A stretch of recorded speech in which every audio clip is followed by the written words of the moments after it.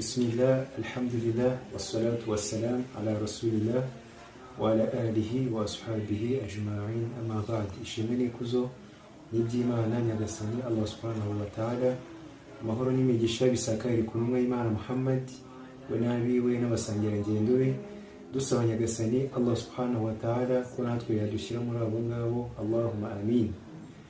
قال الله تعالى في كتابه العزيز، الله سبحانه وتعالى مجتبوتيو كتابتفو أرجلتي: يا أيها الذين آمنوا اتقوا الله حق تقاته ولا تموتن إلا وأنتم مسلمون.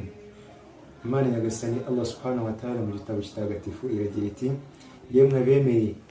yemwe bemeye mutinye nyagasani Allah subhanahu wa ta'ala ukuri ko kumutinya, wala tamutunna illa wa antum muslimun, kandi muramenye nimuzave muri ubuzima bwaha ku isi, muramenye nimuzapfe mutari abayisilamu, mutari ku murongo nyakuri, mutari abemera Imana nyakuri. Allah subhanahu wa ta'ala aratubwira ati: muramenye nimuzave muri ubuzima bwaha ku isi mutari abemera Imana nyakuri, yani mutari abayisilamu nyakuri. Bavandimwe b'Abayisilamu, ntabwo Ubuyisilamu ari ukukubona mu kanzu n'ingofero ngo byitwe kuri uwo Muyisilamu, nubwo kwitwa Umuyisilamu ari izina rya Kisilamu ufite. Ubuyisilamu no kwicisha bugufi ku mategeko y'Imana, ugaca bugufi ku byo Imana yagutegetseho, ukaba uwa mbere mu kubikora, ndetse ukanagendera kure iby'Imana yatubujije byose.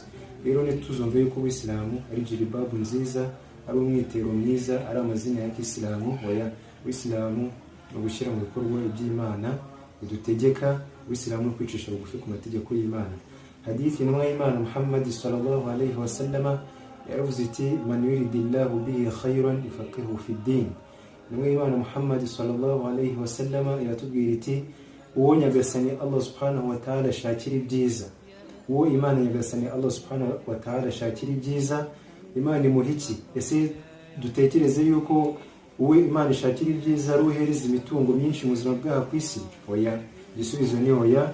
Ese uwo Imana ishakira ibyiza ni uhereza kugira imitungo myinshi, amazu menshi, amamodoka meza n'ibiki? Oya, ntabwo ngo ari uwo Imana ishakira ibyiza uwo yabihaye. Uwo Imana ishakira ibyiza n'umwe Imana yatubwiye n'uyu nguyu: man yuridillahu bihi khayran yufaqihu fi ddin. Uwo nyagasani Allah subhanahu wa ta'ala ashakira ibyiza, Allah subhanahu wa ta'ala amuha gusobanukirwa mu dini y'Ubuyisilamu. Allah subhanahu wa ta'ala amuha gusobanukirwa, akamenya ibyo Allah subhanahu wa ta'ala akunda, akaba uwa mbere akihutira kubikora kugira ngo